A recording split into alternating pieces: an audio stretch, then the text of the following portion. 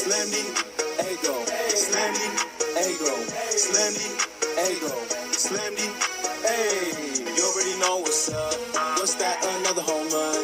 You should know the job ain't done till we hold that trophy up. Hey. What's going on, everybody? Welcome, episode 629, Talking Friars podcast and YouTube show. Ben Fadden with you here on August 29th, 2024. Hopefully, everybody is doing well. The Padres, their second consecutive four-game set. They had this without an off day in between those two series. Not a big deal. You know, it's 8 games in a row. They do that, seems like, all the time. But I just don't usually see consecutive four-game series like that. But that's some of the quirks, the interesting things in this schedule. But yeah, another series split. They split the 4 games with the Mets, and here it was in a different order, but they split the series again. They win the first 2 games in St. Louis, and then they cannot find a way to win either of the last 2 games. Give your thoughts in the comments. If you want to join the show, click that link that's pinned up at the top of the chat. That is obviously for the live YouTube audience. I'll go through these 4 games, give some of my thoughts. Of course, I already gave an instant reaction or a post-game reaction to a couple of those games, few of those games, but have not talked about today's game, so we'll get into that. There's some more injury updates on Nando, on Darvish, on Kim, Tommy Pham. There's something there as well, so a lot to talk about tonight. Padres with the loss today, 4-1. Cardinals now are at 567-67. The Padres dropped to 76-60. And, Michael King, it wasn't his best outing, but, these conditions in St. Louis this week, not very fun, I would imagine, to be at, to have to be pitching in those conditions. Upper 90s, it got to 100, I think, yesterday. And Michael King didn't go very long in this game. He didn't get through 5. Sonny Gray on the other side was more efficient. He goes 6 innings, gave up 1 earned run, no walks, 4 punch-outs. With King, he walked 4 guys, and that obviously contributed to him being out of the game earlier. Also, he wasn't helped out as much as he could have been by the defense. There was one in one of the first couple innings, I want to say, first few innings of the game, ground ball to Tyler Wade, and it eats him up. And that should have been an out, and who knows what would have happened after that. How many pitches would a Michael King saved if Wade would have been able to get that out? And in that inning, I think it was the 3rd inning, yeah, the Cardinals, they got a couple of runs. Luken Baker grounded out, and that scored a run. That scored St. Louis's first run of the game.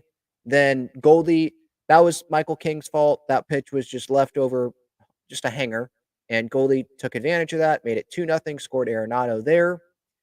But Arenado was the one that hit that ball that Wade wasn't able to get. And, what I kind of took away from this game, if we didn't know already, was that Mason McCoy should be starting pretty much every day, almost every day. And he has been, to be fair to Schilt. He has been. He should be the starting shortstop until Ha-Seong Kim comes back. Tyler Wade, I think he is good as a bench guy, someone that can play once a week, couple times, whenever it's needed. When you need a pinch runner, okay. But to have him be the shortstop every day, and I know this was like his 1 or 2 games, in this week, right, today. And so the ball's going to find you, though. And I feel like that happens a lot with guys that aren't in the game a lot, and you want to try to get by without those guys messing up, and it still finds you. Now, I'm not saying Tyler Wade stinks at shortstop. I don't think he does. It was just unfortunate that happened, and then that, especially when it's a hot day, there's not a big margin for error considering the bullpen situation. Because today, there were multiple guys that were down. I'll pull up my bullpen chart here real quick. Because Suarez wasn't going to pitch, I don't think. He had pitched 3 in the last 4. Scott pitched 3 days in a row. And so they wanted to give him 2 days in a row off, I would think. They probably didn't want to go Jason Adam 3 days in a row. Entering today, he was 2 games in a row of pitching. So that left Morhone, that left Hoeing and Estrada and Matsui. Reynolds threw 28 pitches yesterday, going into today. So they just didn't have a ton of options. And so we really almost needed Michael King to go deeper than he did. and the defense not make mistakes to be able to go win this game. And that just unfortunately is not what happened. And you add on that the offense didn't do a whole lot. Yeah, that was great that Jackson Merrill had his 20th home run of the year. That made it 2-1 there in the fifth. But there was a lot of offers from key guys in this lineup. Arias 0 for 4, Profar 0 for 4, Manny 0 for 4, Solano 0 for 4, David Peralta didn't get a hit. So it's going to be hard to win games when you're making some mistakes. The starter doesn't go long. You don't have your best relievers. You're chasing. And so, yeah, the Padres weren't able to get this win today. Mason win. So Matsui, credit to him for getting out of that in the fifth inning. That was good from him. Got the pop up to first. But bottom six gives up the homer to Mason Wynn, who he's fun to watch. It sucks when he does it against the Padres, but that's Cardinals fans. That's probably a fan favorite in their fan base already. So he had the homer, and that was just, it wasn't down the middle, but inside to a righty. Wynn can take that to left. Then bottom eight comes around. Herrera with the single made it 4-1. And yeah, I mean, the Padres, they just weren't able to do a whole lot offensively. 0 for 5 with runners in scoring position. They went 1 for 10 in one of the earlier games. The Cardinals, they didn't do great with runners in scoring position. They went 2 for 14, but they had so many opportunities, so many more opportunities than the Padres did. Padres only left 4 guys on base, but the Cardinals left 11. I mean, that's not something you want if you're the Cardinals. You want to do better than that, but it's the opportunities that they were able to create and that traffic on the base paths, make that pitch count rise. And they were able to do good enough here against this Padres team to split this series.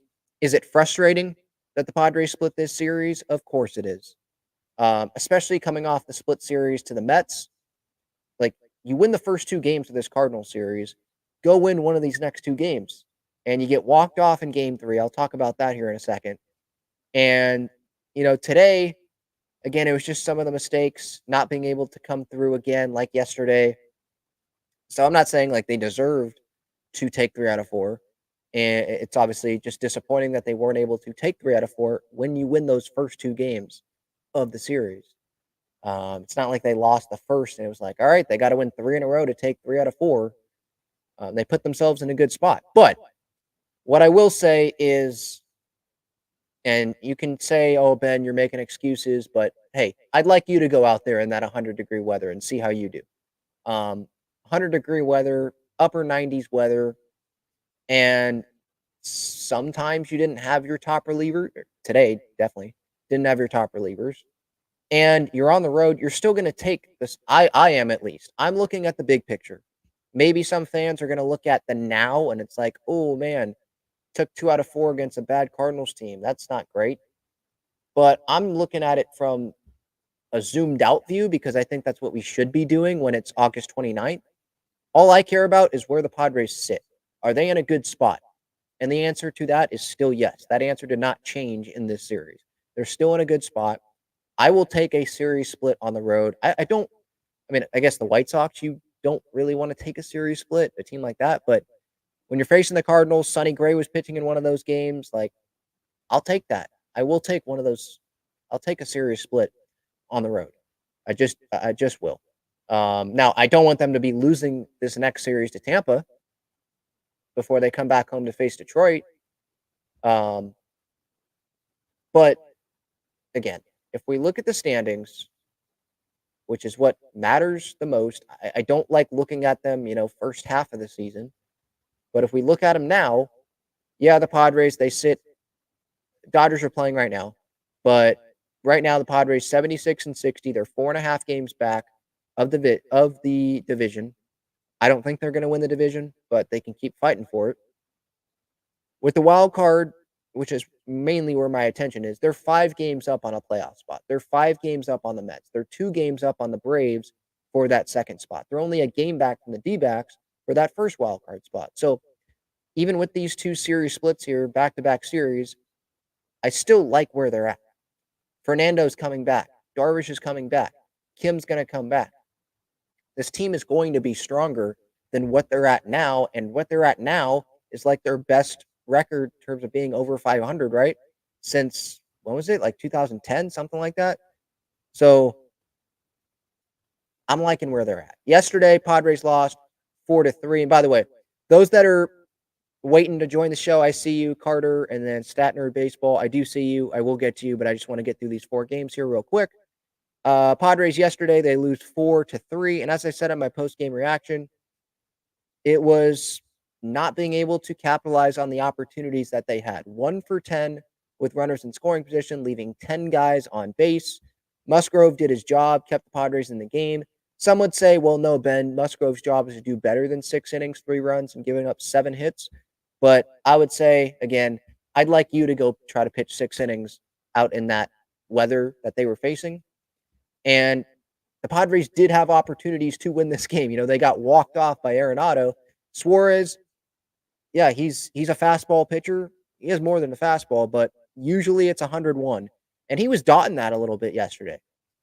So with his ERA, even after yesterday, his ERA is almost 2. It's 2.04. Shout out to Jason Adam, by the way. His ERA is 2.10. Sean Reynolds is doing much better. His ERA is 0.96. I shouldn't even say much better because when you have that ERA, most of the time you're doing really good. This bullpen's still strong. And yeah, it sucked that Suarez gave up 3 hits in a row there after he got the first 2 outs. It's kind of like the series as a whole. You win the first 2 games, then you can't win one of the next 2. It sucks. But I'm not going to get on here and bash Suarez when, yeah, he made that one. If I had to pick one mistake that he made, yeah, it was the one that was down the middle to Arenado to end it. But the other ones, they weren't perfect pitches, but they weren't, meatballs. And I'm still going to take Robert Suarez over a lot of different relievers in baseball. So it's one of those things where it happens. And if the Padres came through offensively with the opportunities that they had, just go, 3 for 10 instead of 1 for 10 with runners in scoring position. Maybe we're talking about a different game. And maybe Robert Suarez has a bigger lead than what he had going into. Actually, he didn't have a lead, right? It was a tie game, I think, in that spot going into that 9th inning. So, yeah. We can get to, well, I already gave my thoughts yesterday on YouTube on the Profar bunt. And in hindsight, and it's easy to say this in hindsight, I wasn't the biggest fan of it. Jurickson Profar's hitting great with runners in scoring position. He's hitting great late situations, high leverage situations, great numbers this year. And I know he was 0 in the game and he's been struggling the last, few games. That St. Louis series, he didn't do that great. I can go through it. Game 1, he went 0. Game 2, he went 0 for 4. Game 3, he went 0 for 4. And today, he went 0 for 4. I'm not saying that none of those at-bats were productive. He still was helping the team while going 0. But I do understand, because his point of view, speaking to Kevin Acee, I'm not quoting, but essentially was like, have you been seeing me lately? I'm not doing great lately. And he trusted Crony. He got that bunt down. It was 1 out in that situation. Runner on third. Tyler Wade, by the way, pinch ran in that situation, I believe, for Arise. Arise got that ball down for the double. And for me, when you already have a pinch runner of Wade's speed at second base, and I have Jurickson Profar up, regardless of what he's done earlier in the series, I'd like to take my shot with Jurickson Profar with nobody out instead of 1 out and sacrificing Profar, him sacrificing himself. I like that he trusts Crony, but I still would like as many opportunities as possible with less than 2 outs. Not even just less than 2 outs. Just have the runner in scoring position, which is what happened there with no outs. Have as many opportunities. Have at least 3 opportunities there with Tyler Wade on second base, and I'll take my chances. I know that Ryan Helsley was nasty, but it would be one thing if it was Mason McCoy up. It would be one thing if it was Tyler Wade up. It's not. It was Jurickson Profar. It's all starting left fielder in the All-Star game, Jurickson Profar. It's the guy that's hitting 400 or whatever, I think in high leverage situations or late and close, I'd like you swinging the bat, bro, But he did that. And at the end of the day, Crony didn't come through. And Manny didn't come through. Bottom line, that's just what happened. And yeah, that's really how to sum up the game. Arenado, he's not having a great year, But when you give him a pitch down the middle like Suarez did, he's probably going to do something with it, and he did. So Padres lose that one, but they were able to win the first two games of the series. Game 2 of the series, they won 7-5. And Luis Ariz had himself one heck of a game. 3 hits, 3 for 5, scored a run, drove in a run. Profar had an RBI. Crony had an RBI. Manny homered in both of the first 2 games of this series. Campy with that RBI single. That got the Padres their second run. McCoy had a ground out, made it 3-2. Ariz, 4-2 there. Ariz just taking the ball the other way, not trying to do too much, which is obviously who Luis Ariz is. And then St. Louis came back. They took the lead. Goldie had a homer, made it 5-4 there in that bottom of the 5th. But top of the 7th comes around, and it's like, yeah, of course the Padres, they're going to come back. They're not going to stop fighting. They're going to tie this game up, which is what they did. Loved the double steal. And then Profar, sac fly. So it was an 0 for night, but it was still, there was productive at-bats there still in this series from Profar. If you're going to go 0 for, find a way still to be impactful. You can still be impactful while going 0 for offensively at the plate. So that made it 5-5 on his sac fly. Crony with an RBI single. It was great to see him come through, by the way. I think it was against a lefty in that situation. Ariz scored, made it 6-5. And he's just one of those guys. I'm going to keep reminding you. Feel like he's one of those guys that he may not stand out as the Padres' best player. And he kind of was at the beginning of the year. He was really good. But I feel like that switch is just going to turn on when it matters the most late in this season. And maybe that's biased because of that homer that he hit at Dodger Stadium or the Game 4 hit, obviously, that, will be remembered for the rest of Padres history. But I have a good feeling about Crony come postseason time. Wild pitch in the top of the 9th just gave Padres an extra run, made it 7-5. Tanner Scott got the save in this game. Jason Adam got the hold. Estrada, an inning, no runs. Matsui, an inning, no runs. So great work for the most part. Hoeing, not that great, but he's had like 2 bad outings, including that one with the Padres. So not going to get on him too much. Dylan Cease, though, didn't get through 5. 4 earned runs. Kind of like Michael King today, the walks were not his friend. Only punched out 4. That's not like Dylan Cease, especially recently. I'm not going to sit here and be super concerned about that because we do got to remember the elements that the Padres were facing there in St. Louis. And they're probably not going to be facing that when it's the postseason time. They're not going to face that probably the rest of the season, regardless of where they go. Bottom line, they won this game. That's what I care about. And hey, look at that. Runners in scoring position. They didn't go 1 for 10. They didn't go 0 for. They went 4 for 7. I'm going to take that. St. Louis, on the other hand, 1 for 10 with runners in scoring position. 10 guys left on base. Can we talk about Manny's defense? Was this got to be his best defensive series as a Padre? Period. There's been some really good defensive plays for Manny, but how many great defensive plays did he make in this Cardinal series alone? He made 1 running play, I think, game 1 against Nolan. I think it was a fadeaway throw. Then, to end one of the games, I think was it game 2? To end one of the games, he made it hit off the bag, makes a fadeaway throw to get Nolan to end the game. He has the sliding catch right by the dugout. Today, Victor Scott, fast, laid down a pretty good bunt. I don't know how many third basemen throw Victor Scott out, who's a lefty, by the way, in that situation. Manny, quick transition, fielded it, got rid of it, and boom, got Scott out. So many great. He made another one. I was listening to the radio, though, so I can't totally detail what that play was. I think it was yesterday. He made another good play there, and he was joking around with the umpire how, like, that was half luck with that play that he made. So a lot of plays that he made during this Cardinals series. And I love that it was against Nolan. It's not like I hate Nolan. It's nothing personal against him. He admires Manny. I love that. He was talking about, I think it was Kevin Acee that wrote about it, a quote from Nolan about how he really loves watching Beltre and Manny. Like, those are his two guys, and so that's great. I love that, but I think it's just me and other Padres fans probably being sick of Nolan getting all those Gold Gloves when I feel like Manny should have won one with the Padres by now. I don't have the numbers in front of me, but just the eye test of watching every game where Manny plays third, he makes plays that are hard that other players would make, or maybe they wouldn't make the play, or it would look very hard. Manny makes them look easy. And he works at it. It's not like this is just something that comes to him. He puts work in.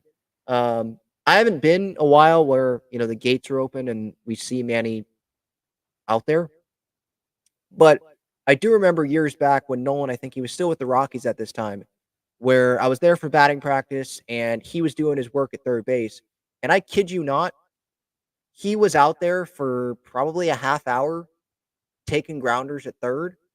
I forget if it was the first game of the series or what, but he was taking balls from the outfield grass at third base, if that makes sense. Like, step back from third base to the outfield grass, and he was making plays, or he would start fielding balls from there.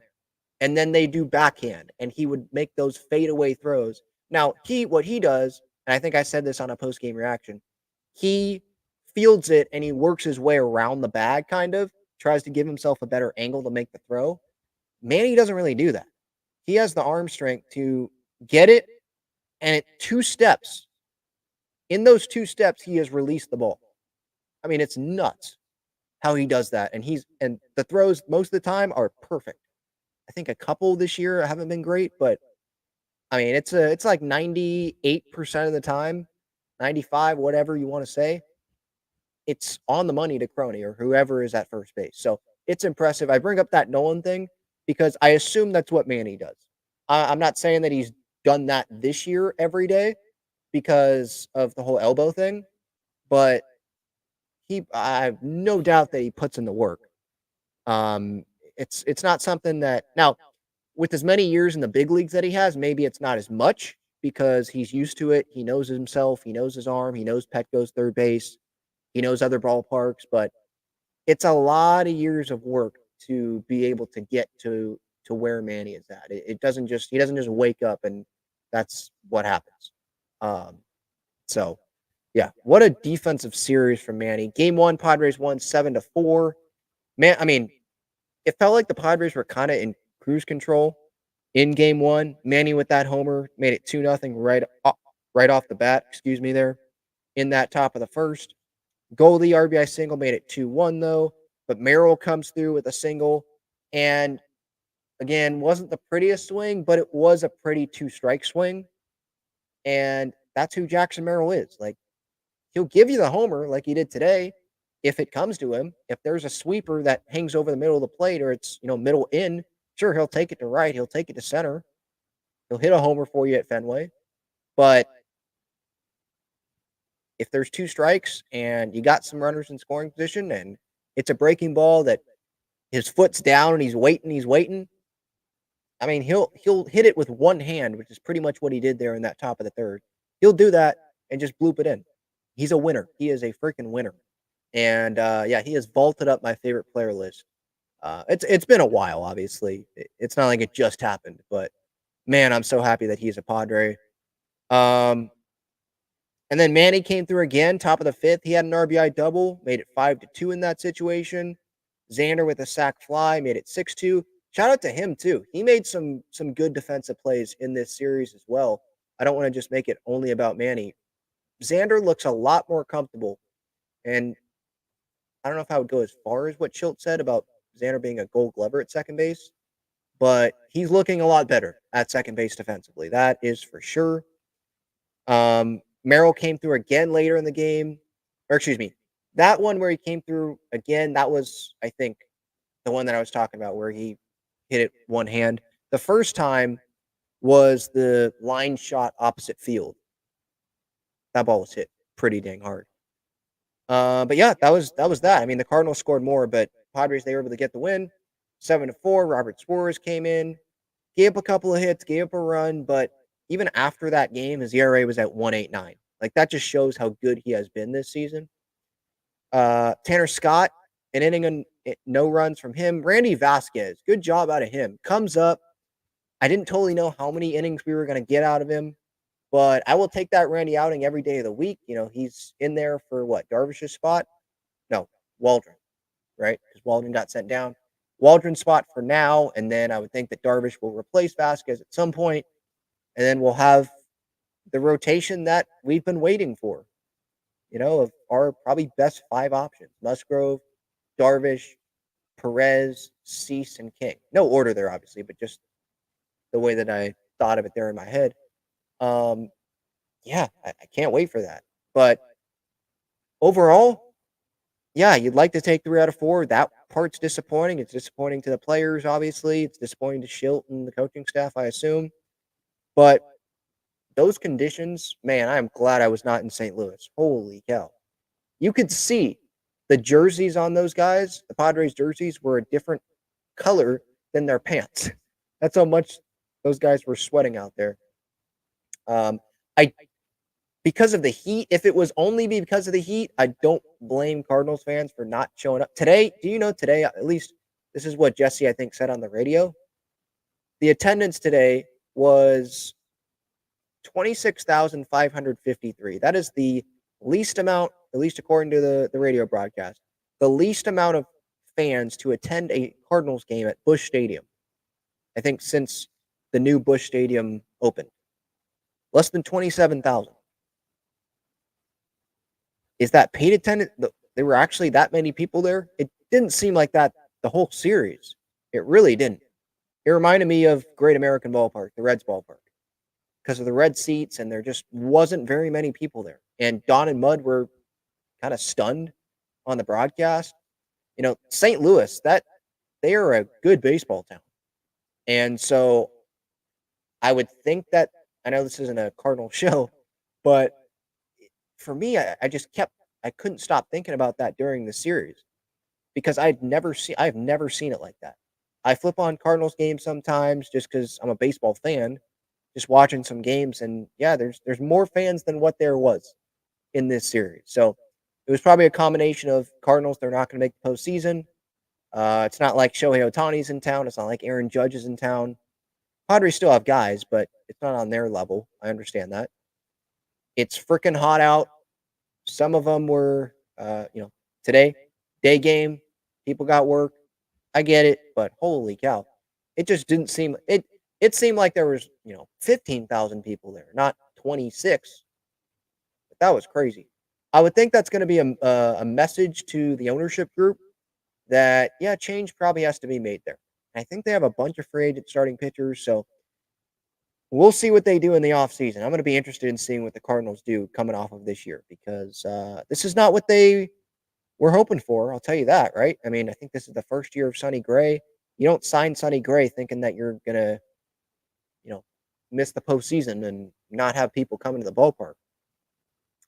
Baseball, I think it's better when the Padres are in the postseason because of the guys on this Padres team, because of the fans, right? That atmosphere at Petco. I think it's better, as much as I hate them, obviously the Dodgers, the Yankees, the Cubs, the Cardinals are one of those teams where it's like, yeah, it's the postseason is better when the Cardinals are in there, So we'll see what happens there.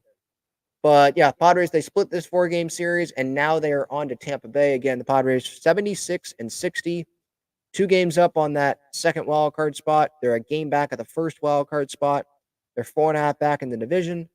Their run differential is at plus 65. They have a 5-game lead. The Mets are that first team out. 5-game lead on a postseason spot. And so 3 games coming up against the Tampa Bay Rays. No day off until Tuesday. It's weird. They have 3 games against Tampa. Then they come home. They face Detroit for 1 game. Then they have a day off Tuesday. Then they finish the series with Detroit, games 2 and 3. It's weird. That happens like once or twice a year. Do we have pitching matchups here? Martin Perez for the Padres against Taj Bradley. That's Apple TV Plus tomorrow. Saturday, Randy Vasquez against Shane Baz, I believe. That's at 1:10. Sunday at 10:40 a.m. our time. Dylan Cease on the mound, and then Ryan Pepio on the mound for the Tampa Bay Rays. The Rays, they're 66 and 67, so a similar record in terms of being around 500, like the Cardinals. And yeah, I'll be disappointed if they can't take 2 out of 3 in this series for sure. Another series where there's probably not going to be much of an environment, so it's going to be up to them to create that environment. All right, let's go to Carter, and then I'll go to Stat Nerd Baseball. You guys have been waiting. I appreciate you waiting. What's up? How's it going, Carter? Hey, it's going good. How are you doing? Doing well. I got a quick question about you about Elias Diaz. I know you said this when we signed him. I was just gonna ask you, do you think we should call him up and send down Campy? Because I know you touched base on that when we signed him. I was just gonna see what you thought about that. Yeah, I didn't even mention Elias Diaz for the podcast audience, so thank you for that. So yeah, Padres, if anyone missed it, before getting to Carter's question there, minor league deal. He's had an RBI hit, I think, in his first 2 El Paso games, but it's El Paso, it's 2 games, whatever. But he's a better defensive option than Luis Campusano. But I see the Padres going with 3 catchers. I'm not so sure I see them sending Campy down. I think that Higgy's the starter, totally. He's earned it. I think he should be starting every postseason game, to be quite honest, because it's not like you have a lefty and a righty catcher. All 3 are righties. And I'd probably go with Higgy and Elias Diaz for my 2 postseason catchers as of now. But and my dummy brain somehow like didn't remember this when I made that video. But rosters expand to by 2, so they expand to 28. I think you can add 1 pitcher and 1 position player, and so I could totally see the Padres just add Diaz, and he could be a DH option. Campy could be a DH option. It could give Higgy some time off because if they know he's the starting catcher, and if the Padres, have a tough stretch, day game after a night game, or they're in really good postseason positioning, they're not going to win the division, but they'll be in a postseason spot. You can have one of those guys catch and have Higgy take the day off. I see that happening. I just wonder what the benefit would be of sending Campy down. Would it be playing time, like get his confidence back up? But he's playing in El Paso, and he'll be coming back up and then facing big leaguers again. So there's been some spurts, there's been some good moments, but I think it's too late to be like, oh, we can fix Campy right now. I think it's you bring Diaz on, you have 3 catchers on the roster, at least to start. You see what Diaz can give you behind the plate with some action. If he's better defensively and he's an upgrade, and maybe he can be a little bit like Gary Sanchez. I don't think to that level, obviously. He doesn't have almost a full season to do it either. But if he can provide some type of offense, which is really all Campy's providing right now, and just be better defensively, that's a pretty good catching combination the Padres can have. And they're paying him like nothing because it's a minor league deal. The season's almost over. It's prorated for the, I think, minimum. So it's like nothing.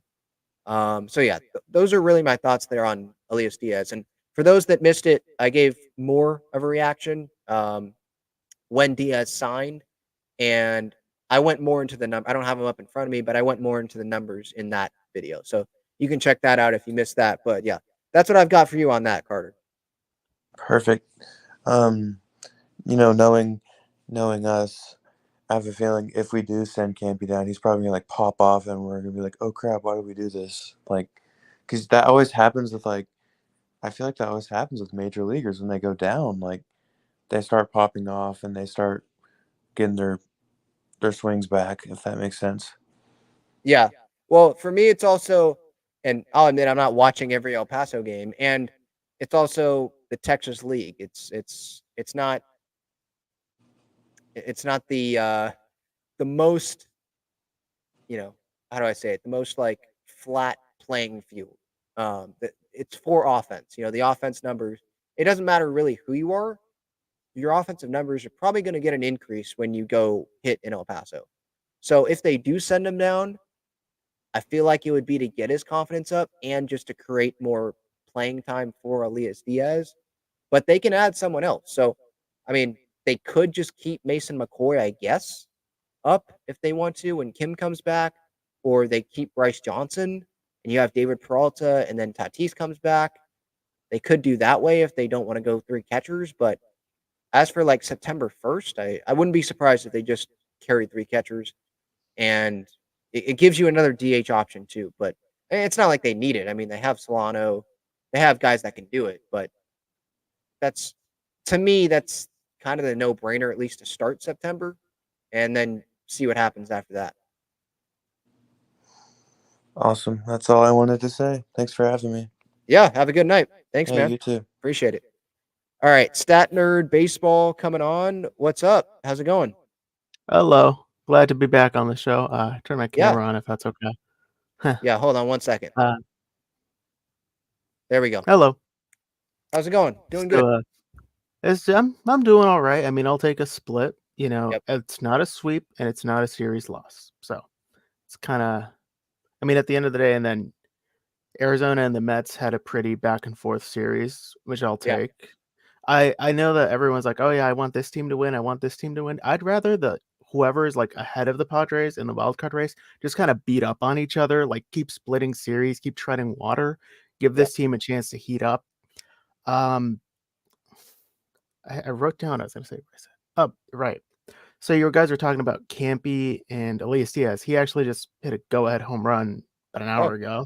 Okay. And they won the game because of a 3-run home run from Elias Diaz. I was just writing about it. But with Campy, here's the thing, because I looked into his advanced numbers, because the Savant is not pretty. Let's be real. The Savant is pretty bad. Yeah. But then I went on Fangraphs, and his batting average on balls in play is atrocious. It makes me think there's a reason he's struggling, because he's barely striking out and he's walking more than he did last season.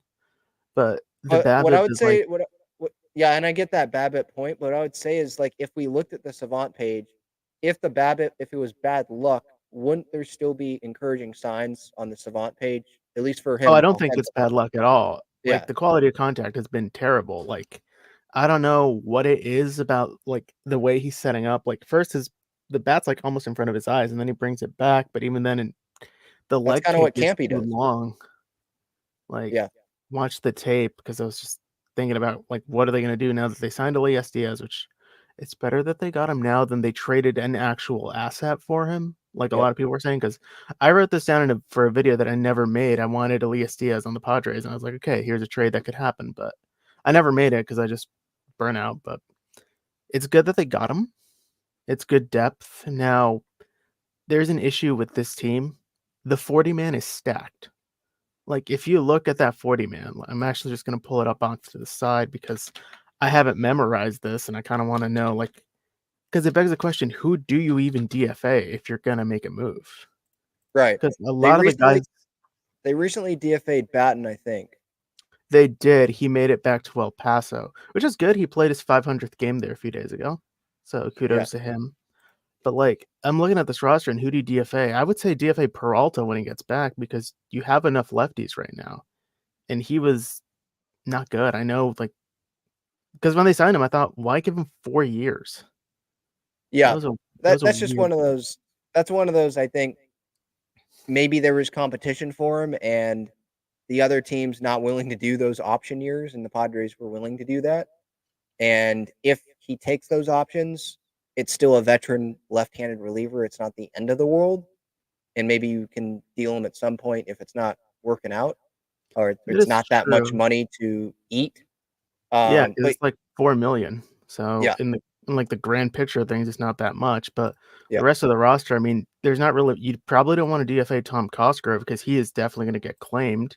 You don't want to DFA Alec Jacob because of the same reason. Like, your only ways to open up a roster spot are either you shut Kolek down for the rest of the season, which I think they will do, and then there's not really much because you're going to need a 40-man. Is Kolek 60 date, or is he already on the 60? He's on the 15, but he hasn't thrown off a mound yet per AJ Casavel. So but you need another 40-man spot for Tatis, who's going to come back like in a week. So Yeah, I mean, I wonder what they would do with Bryce Johnson. I think he gets the axe, honestly. Yeah, because they're not doing anything with David Peralta. Tommy Pham was just placed on waivers. Now there's an Yeah. order there, so I don't know if the Padres would even get to that opportunity to get him because But they're up there. who's really gonna claim him though? Because if we look at teams in the hunt, San Francisco put Tyro Estrada on waivers, but Padres have Solano, so you don't want to do anything with him. Yeah, And then, like the Braves, like I'm gonna be honest, I thought Pham would be a good fit for the Braves, and so many Braves fans gave me shit about it. But he filled their needs. But now that Ramon Laureano is performing, like they're not gonna claim Pham. The Mets are not gonna claim Tommy Pham. The Mariners aren't gonna claim him either. I wonder if the Yankees would. No, Well, God, they're are they behind us? I think they'd be behind in the they're or because after the Padres, I think, yeah. in the waiver order. But I don't think they're gonna want to claim him. That just doesn't feels like it wouldn't fit their vibe. Yeah, It's not very statistically or nerdy, but I don't care. It's funny. yeah, and we can actually just talk Pham here now. Um, you know, obviously there's the connection with Schill, and if the Padres did get him, news comes down, they get Tommy Pham. I'm not going to be irritated about it, but I'm not as like, oh, they need Tommy Pham, they should go do it as I was earlier in the year. Um, just I'm looking at the numbers, and it's not super impressive. His OPS plus is below league average. His OPS is below 700. Um, he's not hitting for a bunch of power. His WAR's negative. Uh, and the outfield depth is actually an area of strength for the Yeah. Padres. When Tatis comes back, you have David Peralta that can be a fourth. I think Azokar's still down there, right? Yeah, he's still in the 40 man. Yeah. There's options there. Yeah. And so would it be the worst thing to have Tommy Pham? It wouldn't. But that would, I think, require them to have 5 outfielders on the roster, which could happen in September. Then you'd have 2 Yeah. catchers, not 3. Like that could happen. I just don't. For me, it's just there's fans that question the clubhouse fit. I don't question that. I think Tommy's actually He would fits, be fine. He's already been in the Padres clubhouse. He and has he's the already been with relationship Schilt Mike before. Schilt. Preller and him like each like it seems like they have a good relationship. I haven't heard anything bad about their relationship. So I'm not actually worried about that.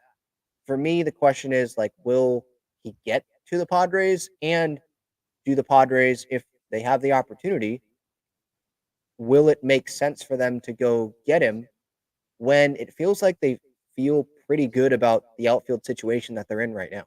It's not a great like active roster fit, to be honest. Like, because you already have McCoy when he doesn't start, and you already have Johnson switch hits, and he's your 4th outfielder, and Solano's on the bench as that right-handed bat. So those are all 3 things that Pham is another righty, so that really it doesn't work on paper, and it Usually, if you hang on one second, usually if there's 5 outfielders, usually it's a defense outfielder and then your hitting outfielder.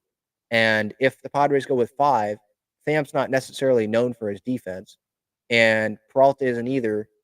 At least you'd have a righty and a lefty, but where are you getting your defense? Now, when like the postseason comes around, you want those 3 guys in the lineup, Tatis, Merrill, and Profar. You're not going to take those guys out.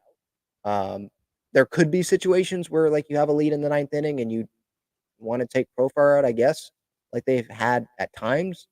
But Profar, he's not terrible defensively. He still has the arm. He made a diving catch earlier in this Cardinals series. It's not the worst thing in the world. Come postseason time, if I'm trying to make a case for Pham, you have Pham and Peralta, and then you have those 3 outfielders. Do the Padres feel like they need to have a defense outfielder on that roster? Yeah, it really is a good question for October, because if your 3 outfielders are healthy, like if Tatis is healthy, it's like having another center fielder. Yeah. So at that point, I don't really feel like you need that extra defensive outfielder, because by then Tatis will have had game time to really build up his strength and all. Yeah, So, like, for sure. but I don't want to make a playoff assumption because I'm not superstitious, but I'm a little stitious, so I don't want to jinx that.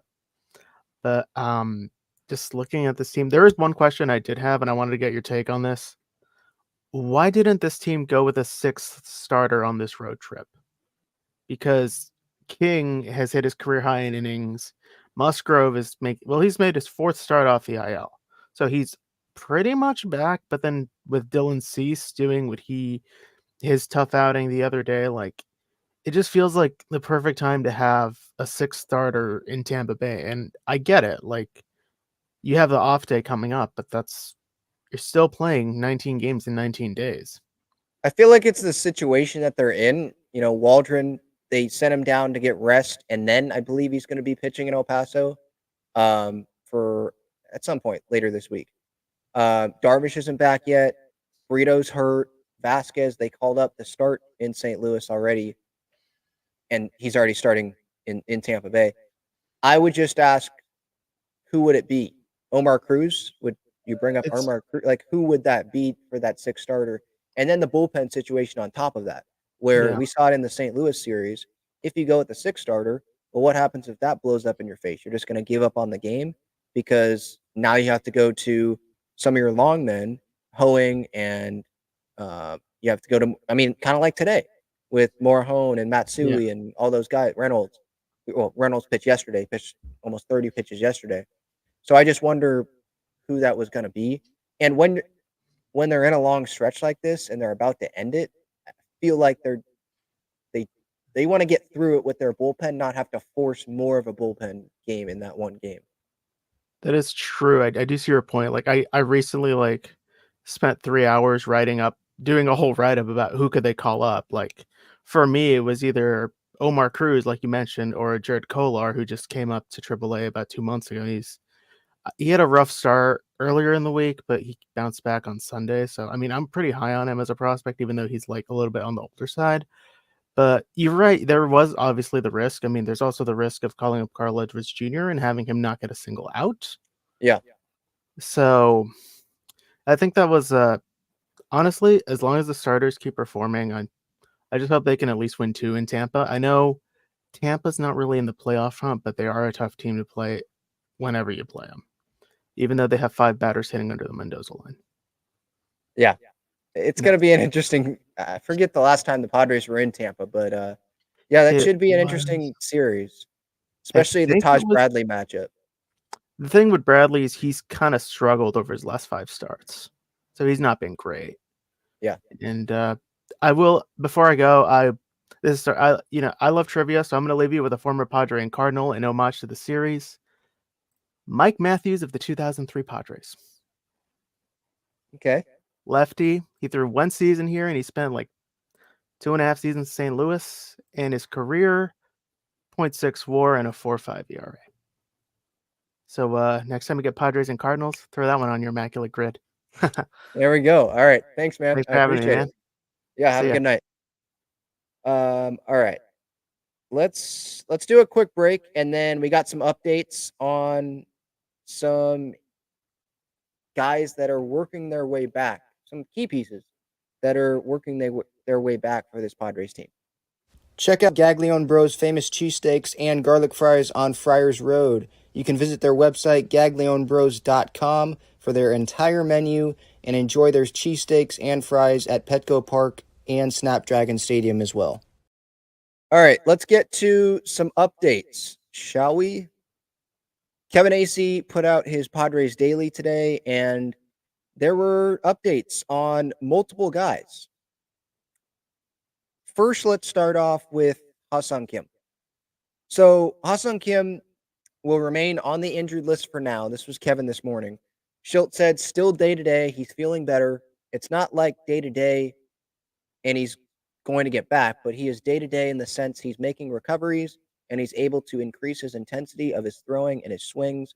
But we're clearly not going to push him, but he's making positive strides. He was in St. Louis, by the way. And I saw a video, I think it was of him throwing. Scan, I think, posted that at the beginning of this Cardinal series. So That was good. Kim, obviously, on the IL, jammed his right throwing shoulder diving back into first in Colorado, that last game in Colorado. He was eligible to come off today, but I don't think anyone really thought that was going to happen. There were talks about that, like Kim wanting to do that and thinking he was going to be ready when he first went on the IL. But, these last couple of days, when you're not hearing a whole lot about it, you're not thinking like, yeah, Kim's coming back. So seems like he's making progress, and hopefully he'll be back at some point during this next homestand, but that's just a guess on my part. And then updates on Darvish and Fernando. So Darvish threw what was described as an intense bullpen yesterday afternoon and is expected to make a rehab start in the minor leagues later this week. The right-hander was reinstated from the restricted list on Friday after nearly 2 months away tending to a family matter. So, again, this is more good news. He's progressing. It's an intense bullpen. Rehab start later this week. Don't know exactly where that's going to be as of now, but if he's making a rehab start, I don't think it's just going to be one, but let's say it's a couple of rehab starts. And let's say he makes the rehab start Friday or Saturday, then that next outing hopefully would be Thursday or Friday of next week. And then his next start can be that start, the first start back at Petco or, with the Padres, wherever they're at. And that could be the week of the, 8th through the 14th, or even if it's 16th, 17th, something like that. Maybe it's a couple of rehab starts that he has to make. Few. I wonder where he's going to get to. Like, does he want to come back 6 innings fully built up, or are they going to do a Musgrove thing where he builds up, but he's at the big league level? Again, the Padres, they're in a good spot. So I'm not someone that's like, oh no, rush Darvish back so we can get as many innings out of it. We need Darvish starts.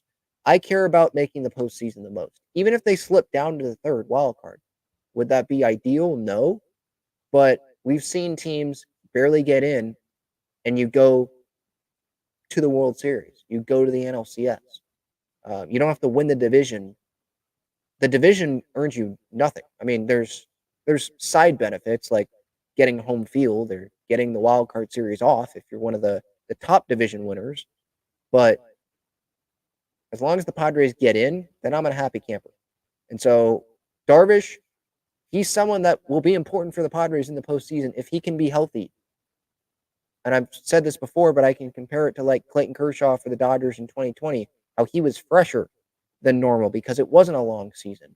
And this could be Darvish's shortened season here because of all the time off that he did have from pitching in games in Major League action. So, intense bullpen, rehab start coming up, progression there. Then Tatis took dozens of at-bats against minor league pitchers in Peoria on Tuesday, hit in the cage yesterday, and is scheduled to face pitchers again today. So earlier today he did that in a simulated game, situations such as having runners on base. The Padres have not ruled out a brief rehab assignment, but this workload appears to be trending towards him not having one. The expectation is that Tatis could be back in right field for the Padres next week, which, I mean, that would be quicker than I think a lot of people were anticipating, but I think people were anticipating that he was going to have some rehab games, probably more than what Xander was going to do, because I know Xander was gone for a while, but Tatis, I mean, I feel like, Xander, he had a lot of time. He would get a lot of at-bats at the big league level, and he's good, obviously, now. Tatis, he's not going to have a ton of games at the big league level before getting into the postseason. But, and I was listening to John and Jim earlier today and they were discussing this Tatis situation, and John, I think, had the point of, why not a day, a couple of days, go get some go play in some games. Would it hurt? And my response to that would be, well, would it hurt for him to just come back to the big league level? Those guys that he's facing in a big league game, or excuse me, not in a big league game, in a minor league game, in those rehab games, That's not the level of competition that he's going to be facing at the big league level. If he's taking dozens of at-bats a day in Peoria, he's getting himself ready to take at-bats. He's in shape. He said, I think, that last homestand back at Petco Park, not quoting him, but like he was feeling really good. And it's going to go away when he starts playing again, but he's feeling really good. So could he have a brief rehab assignment? Yes. Would I be against it? No. But if he doesn't have one, reading this update here, hitting in the cage, he's taking dozens of at-bats in Peoria. Simulated game situations, such as having runners on base. Is it different standing for 9 innings out there in the outfield? Yes. So maybe he should do that for 1 game, 2 games, whatever. But maybe he is doing that. I mean, I don't think we have the full details on everything that he's doing. Maybe he will do that here at some point and then be back for the Padres next week at Petco. Don't know if it would be the Tiger series, but maybe it's the series after that. Or maybe it's on the road. Who knows? Obviously, don't want them to rush it, but I'm not concerned if he doesn't have a rehab stint. If he doesn't go to Lake Elsinore or San Antonio or El Paso, I'm not going to be sitting here like, why didn't he go on a rehab assignment? What are the Padres doing? They want Tatis back. And if Tatis feels that he is ready, look, I don't think we have to question Fernando rushing it. It can be a worry, but like, I'm not going to sit here and be like, and accuse Fernando of rushing it. Okay. 2020, we got to remember, 2021, they had the collapse. 2022, he got suspended, made some mistakes, and he didn't get to contribute. He was sitting on the couch for that 2022 NLCS run. He's never been to the postseason in a full season with the Padres. You think that this guy is going to rush it when we're about to go into September? He knows that the postseason's coming up. He knows that the Padres are in a good spot. He knows that he can't rush it if he wants to be there for the postseason. So I'm not going to question him if he does come back a little bit earlier than maybe what we anticipated because he doesn't play in a bunch of rehab games. What I care about, like, he's taking at-bats, and I don't think that he is going to be in jeopardy. His leg or whatever is going to be in jeopardy if he doesn't stand out there for 9 innings in El Paso or in San Antonio. I have faith that he can do that, And if he's not 100% when he comes back, I mean, it's already been stated that it's like Manny, like he's probably not going to be 100%. I think Bogarts isn't even 100%, but look how he's doing. So Padres want his bat back in the lineup. And I was actually very encouraged by this update from Kevin that of the amount of work that Fernando is getting in here. Dozens of at-bats, hitting in the cage, facing pitchers again in a simulated game. So he's building up that work. It's not like he's working and then he's taking a day off and then he's working again. He's working consecutive days here, 3 straight days. We'll see I don't know if he's going to he'll probably have a day off here at some point, and they can do that too because they do have David Peralta. They do have that luxury. But to me, it seems like he's getting in his work and he's building up. He's in good shape.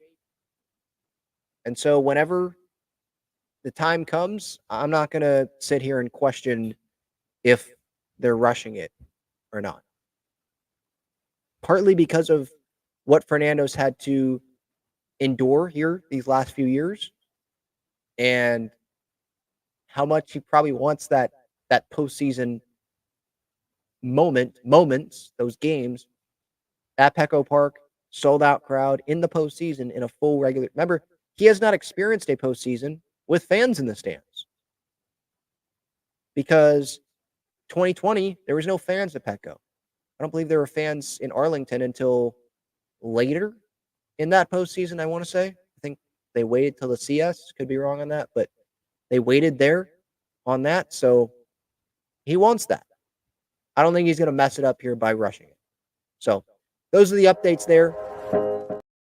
Sorry, wrong button.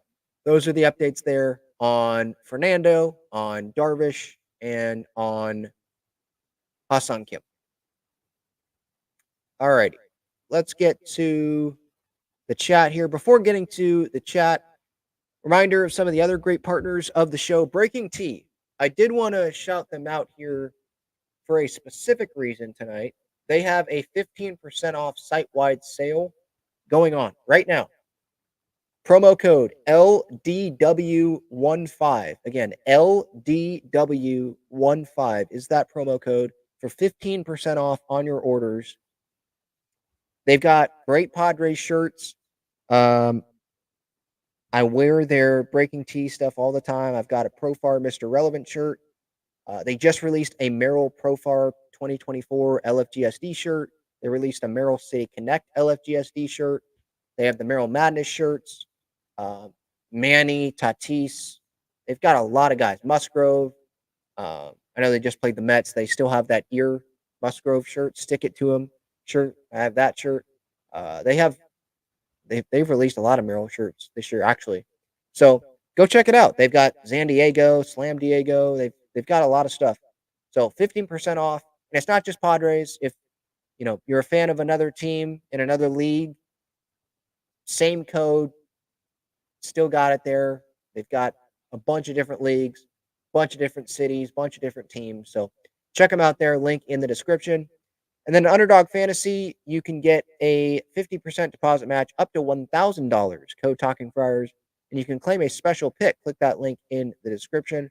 And same code, Talking Friars, $20 off your first order with SeatGeek. If you're going to a Padres game or Padres are coming to your ballpark near you, use that code to your advantage. Just trying to help you out there.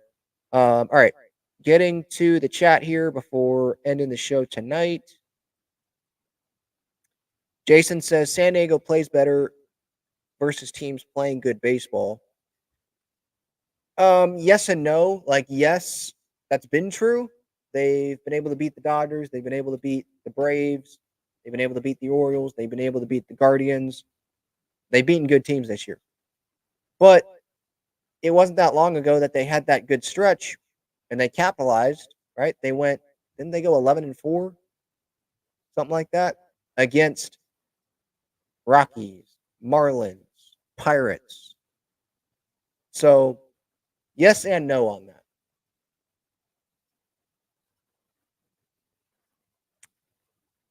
David asked, what do you think the Padres will do with Diaz? I think he's going to be on the roster when the rosters expand in September.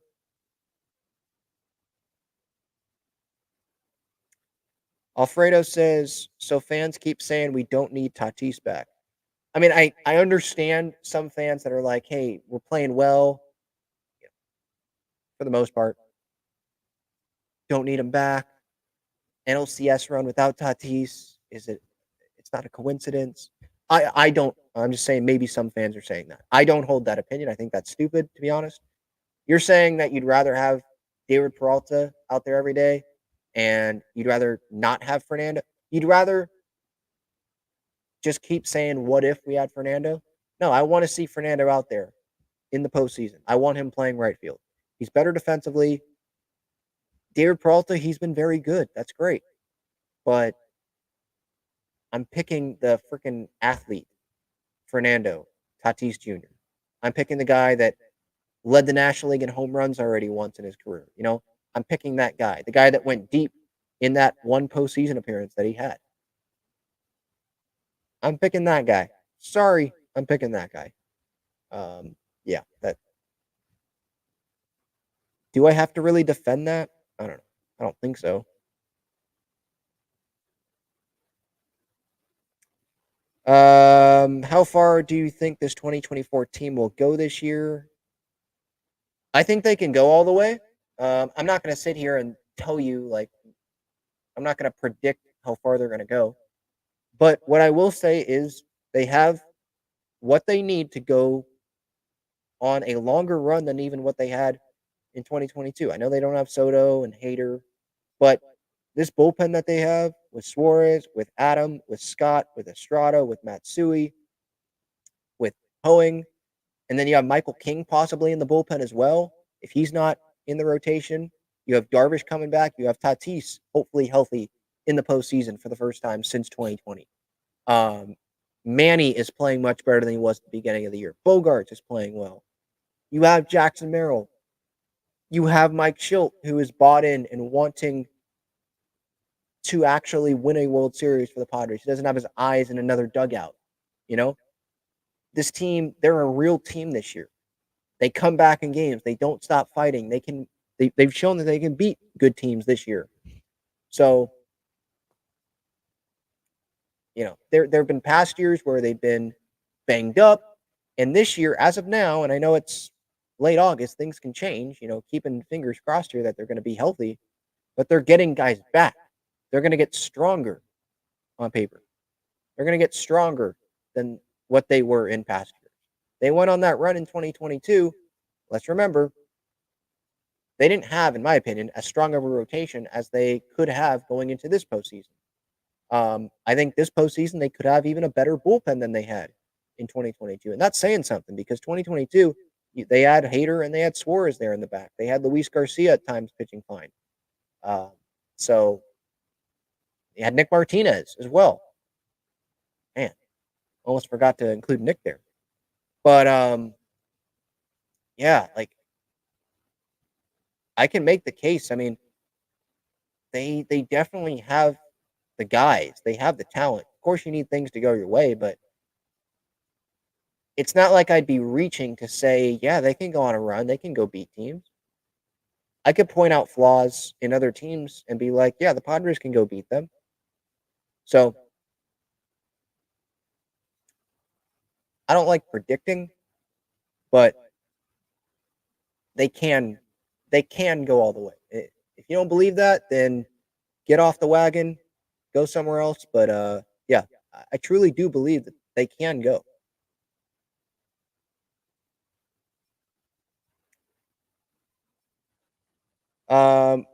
Maximiliano says, I feel like Wandy would be the one to go. He has been very unreliable this season. I feel like people have forgotten about him. Well, they've forgotten about him because they've made additions to the bullpen and he's been on the IL for feels like forever, right? And it's not like he was lighting the world up before he went on the IL. What is it? His groin, I think, is why he's on the IL. So, yeah. All right. Padres split with the St. Louis Cardinals. Mike Schilt, by the way, before I end this, I probably should have mentioned this earlier. Him going back to St. Louis, it sucks that they couldn't take 3 out of 4.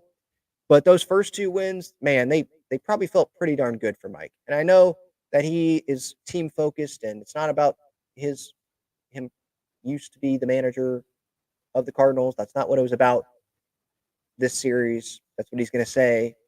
But I'm sorry. If I was Mike Schilt and I spent decades, right? How long did he spend with the Cardinals? 2+ decades, something like that, or almost 2 decades. A long time with the Cardinals.